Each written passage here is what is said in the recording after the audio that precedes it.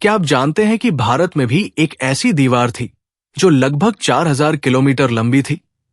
जैसा कि आप सभी हमारे पड़ोसी देश चीन की दीवार के बारे में जानते हैं कि चीन में एक दीवार है जो कि 21,196 किलोमीटर लंबी है।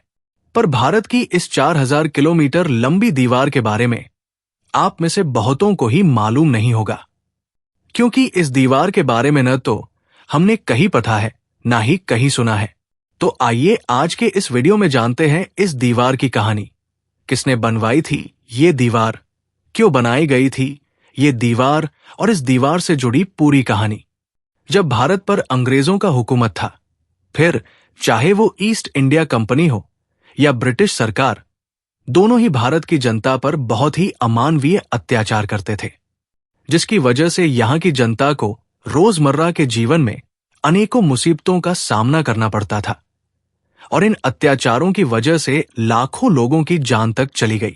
जब इस दीवार को बनवाया गया था, उस समय भी भारत पर अंग्रेजों का राज था। अंग्रेजों ने ही इस दीवार का निर्माण करवाया था। जब इस दीवार को बनवाया जा रहा था तो तय हुआ कि इस्लामाबाद से हिसार, आगरा, झांसी होते हुए बुरहानपुर और वहां से आगे उड़ीसा तक एक दीवार बनवाई जाए। इस दीवार की वजह से एक तरह से इसने भारत को दो हिस्सों में बांट दिया।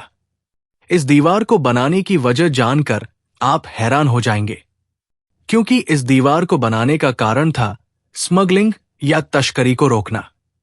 क्यों? क्या आप हैरान नहीं हुए? तो ये भी जान लीजिए कि ये दीवार सोने, चांदी, बम, बंदूक या किसी कीमती सामान की तस्करी को रोकने के लिए नहीं, बल्कि नमक, जी हां, नमक की तस्करी को रोकने के लिए हुआ था। आपको लगेगा नमक की तस्करी कौन करता है, पर यह याद रखिए उस वक्त भारत पर अंग्रेजों का शासन था और आम लोग जिए या मरे, इससे उनको कोई फर्क नहीं पड़ता था। नमक की तस्करी क्यों की जा रही थी? क्योंकि अंग्रेजों ने नमक पर बहुत ही अधिक कर या टैक्स लगा दिए थे, जिससे नमक आम लोगों के पहुंच से बाहर हो गया था। जैसा कि कहा जाता रहा है कि गरीबों का खाना नमक और रोटी, मगर यहां तो गरीबों को नमक भी नहीं मिल रहा था, और बिना नमक के खाना सोचना भी बेस्वाद लगता है। इसलिए नमक की तस्करी शुरू हुई थी। इस कहानी को पूरा समझने के लिए हमें समय में थोड़ा पीछे चलने की आवश्यकता पड़ेगी, जहां से हमें ज्ञात होगा कि इस दीवार और नमक पर टैक्स का इतिहास क्या है। तो जैसा कि आप जानते हैं, 23 जून 1757 को प्लासी का युद्ध हुआ था, जिसमें ब्रिटिश ईस्ट इंडिया कंपनी की सेना ने रॉबर्ट क्लाइव के नेतृत्व में बंगाल के नवाब सिराजुद्दौला की सेना को हराया था। इस युद्ध ने बंगाल में ब्रिटिश ईस्ट इंडिया कंपनी की शक्ति और प्रभाव को बढ़ाया और बाद में ब्रिटिश शासन की स्थापना में महत्वपूर्ण भूमिका निभाई। इस युद्ध को बीते 2 साल हो गए थे और तभी यानी कि साल 1759 में अंग्रेज अधिकारियों को कलकत्ता में एक जमीन का पता चला जहां नमक बनाया जा रहा था। रॉबर्ट क्लाइव ने अपनी आमदनी को बढ़ाने के लिए नमक के कारोबार पर अपना कब्जा कर लिया और उस पर टैक्स लगाना शुरू कर दिया। नमक के कारोबार से कंपनी को अच्छी खासी आमदनी होने लगी। कुछ समय बाद 22 अक्टूबर 1764 को ब्रिटिश ईस्ट इंडिया कंपनी और बंगाल के नवाब मीर कासिम, अवध के नवाब शुजाउद्दौला और मुगल सम्राट शाह आलम द्वितीय की संयुक्त सेनाओं के बीच बक्सर का युद्ध हुआ, जिसमें ब्रिटिश ईस्ट इंडिया कंपनी की जीत हो गई। इस युद्ध ने बंगाल में ब्रिटिश ईस्ट इंडिया कंपनी के राजनीतिक प्रभुत्व को और मजबूत किया। कंपनी को बंगाल, बिहार और उड़ीसा की दीवानी मिल गई, जिससे उन्हें इन क्षेत्रों से राजस्व इकट्ठा करने का अधिकार मिल गया। रॉबर्ट क्लाइव, जो तब कंपनी का गवर्नर हुआ करता था, उसे नमक के कारोबार में अंधाधुंध पैसा दिख रहा था, इसलिए उसने उड़ीसा में पैदा हुए नमक पर एकाधिकार बना लिया और इस नमक के कारोबार से आया सारा पैसा कंपनी को न मिलकर सीधे क्लाइव और उसके अधिकारियों की जेब भर रहा था। लंदन में जब यह बात पता चली तो कंपनी की तरफ से क्लाइव को फरमान भेजा गया। क्लाइव ने कहा, साल के 12 लाख पकड़ो और हमें अपना काम करने दो। कुछ साल तो कंपनी इसे अनदेखा करती रही। साल 1772 आते आते कंपनी को समझ आ गया था कि नमक नहीं सोना है, तो कंपनी ने वारेन हेस्टिंग्स को गवर्नर जनरल बनाकर भारत भेजा और नमक के कारोबार को कंपनी ने अपने कब्जे में ले लिया। हेस्टिंग्स ने नमक के कारोबार का पूरा प्रणाली बनाया और नमक के दर निर्धारित किए। हेस्टिंग्स ने नमक पर टैक्स की शुरुआत की। शुरुआत में एक मन नमक की कीमत 2 रुपए रखी गई। जल्द ही कंपनी को फायदा मिलने लगा और साल 1785 में नमक से उन्हें करीब 62 लाख का मुनाफा हुआ। साल 1788 में कंपनी ने नमक पर टैक्स बढ़ाकर 2 रुपए 25 पैसे प्रति मन कर दिया। इस तरह नमक की कीमत आम लोगों के पहुंच के बाहर हो गया। बंगाल, जो कि उस समय एक बहुत बड़ा प्रांत था और बंगाल की जनसंख्या भी काफी अधिक थी, वहां के लोग इससे सबसे ज्यादा प्रभावित हुए। लोगों को नमक की आवश्यकता थी। इस कारण नमक की तस्करी आरंभ हो गई। भारत के पश्चिमी क्षेत्रों पर अंग्रेजों का कोई खास प्रभाव नहीं होने के कारण पश्चिम के रण से नमक की तस्करी बंगाल में होने लगी। मगर अंग्रेज किसी भी कीमत पर इस तस्करी को रोकना चाहते थे। इसलिए उन्होंने जगह जगह चेक पोस्ट या सुरक्षा चौकियां बनाई। ये चौकियां मिर्जापुर से इलाहाबाद से होकर नेपाल सीमा तक फैली हुई थी। लेकिन इन चौकियों का असर ज्यादा प्रभावी नहीं था, क्योंकि इनकी प्रणाली ठीक नहीं थी और इन चौकियों के कारण दूसरे सामानों के व्यापार में परेशानी भी होती थी। एक और कारण इन चौकियों को चलाने में आने वाला खर्चा भी शामिल था, जो सालाना 8 लाख से 12 लाख तक था। साथ ही इन चौकियों पर होने वाली घूसखोरी भी एक बड़ी समस्या थी। इन सब से परेशान होकर अंग्रेज अधिकारी GH स्मिथ ने इनलैंड कस्टम्स लाइन का प्रस्ताव सन 1843 में दिया था।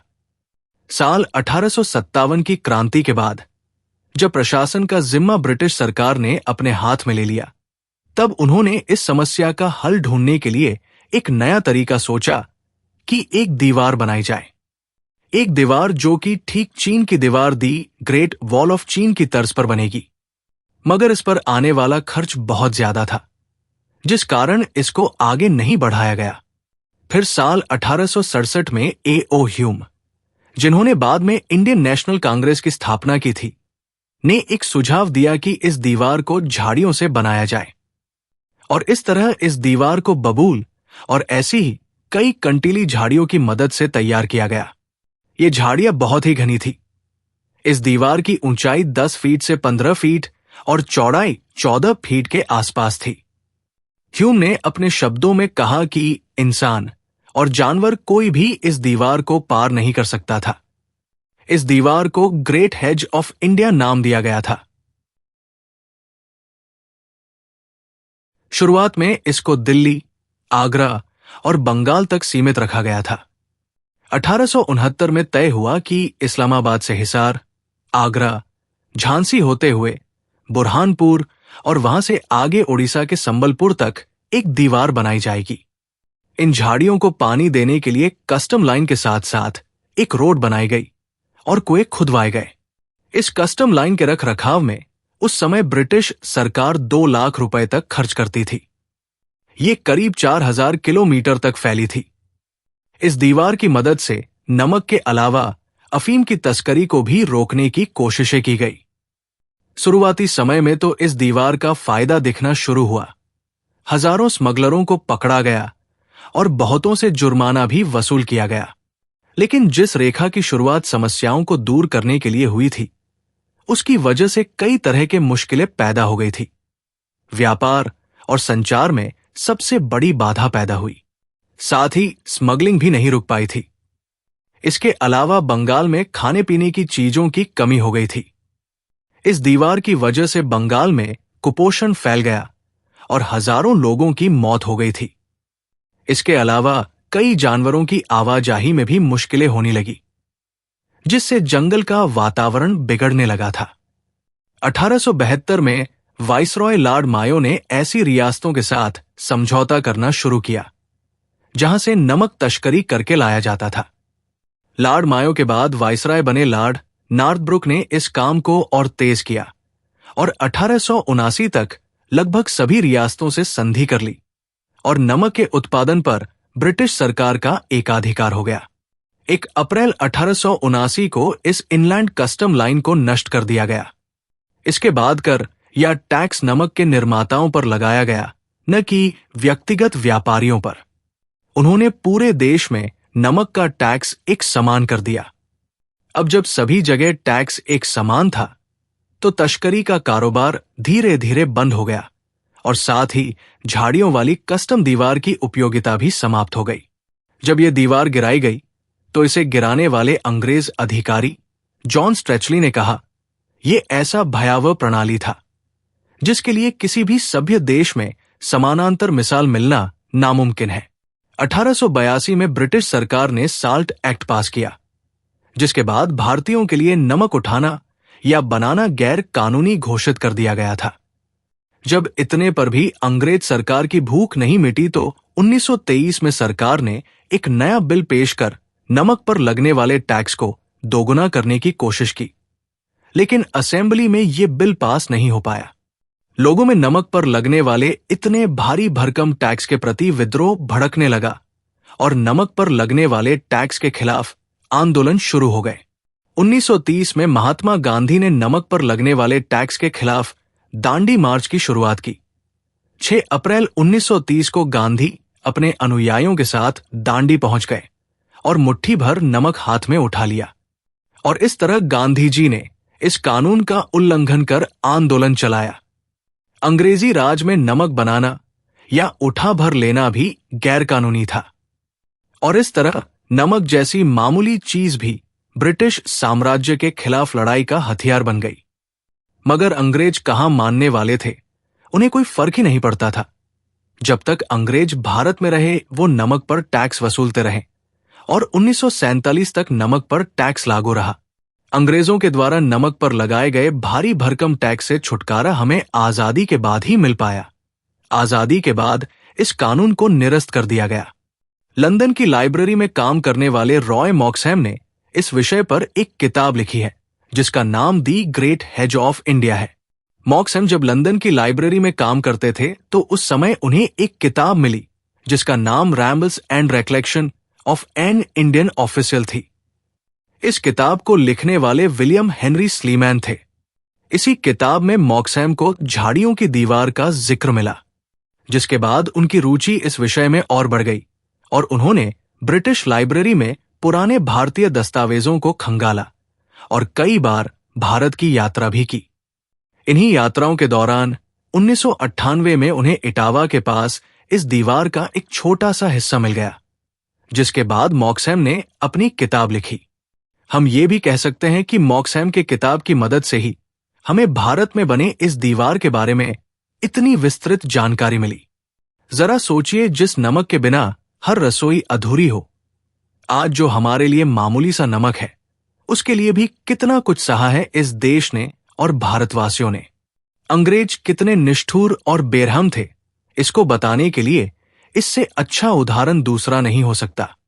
नमक, हां, मामूली सा नमक सिर्फ एक स्वाद का साधन नहीं है, बल्कि ये हमारे लिए एक अति आवश्यक पोषक तत्व है। नमक की कमी से होने वाली अनेकों बीमारियों के बारे में हम जानते हैं। जरा सोचिए, उस नमक के चलते भारत में लाखों लोग नमक की कमी से होने वाले रोगों से मारे गए। कितने मारे गए, इसका कोई हिसाब नहीं है। मैं जब ब्रिटिशर्स जिन्होंने भारत पर राज किया उनको लुटेरा, हत्यारा कहता हूं, उसके पीछे यही सारे कारण होते हैं। हाँ, हो सकता है आप में से बहुतों को लगे कि मैं गलत हूं, पर कुछ मेरी बातों से सहमत भी होंगे। मगर हमेशा मेरी यही कोशिश रहेगी कि मैं ऐसी घटनाओं को ढूंढकर आपके सामने प्रस्तुत कर सकूं, ताकि कम से कम हमें ये ज्ञात रहे कि हमने आजादी के पहले कितना कुछ झेला है और क्यों हमें इसका आदर करना चाहिए। अंत में यह बताना अति आवश्यक हो जाता है कि मैंने यहां पर दी गई संपूर्ण जानकारी विभिन्न लेखों से एकत्रित की है और अंतिम कुछ अनुच्छेद खुद लिखा है। मेरा मकसद सिर्फ इस घटना को अधिक से अधिक लोगों तक पहुंचाना मात्र है। लेकिन फिर भी अगर किसी को कोई आपत्ति हो या कोई बात आपको बुरी लगी हो, तो मैं खेद प्रकट करता हूं। इस वीडियो में दिखाए गए कुछ ही चित्र वास्तविक है, जबकि बाकी के चित्र AI के मदद से बनाए गए हैं, ताकि आपको वीडियो को समझने में आसानी हो। आपको ये वीडियो कैसी लगी जरूर बताएं। आप अपनी महत्वपूर्ण राय हमारे कमेंट बॉक्स में अवश्य दें। अगर हमारी ये छोटी सी कोशिश आपको थोड़ी भी पसंद आई हो तो चैनल को लाइक और सब्सक्राइब करना न भूलें। धन्यवाद। मिलते हैं अगली वीडियो में।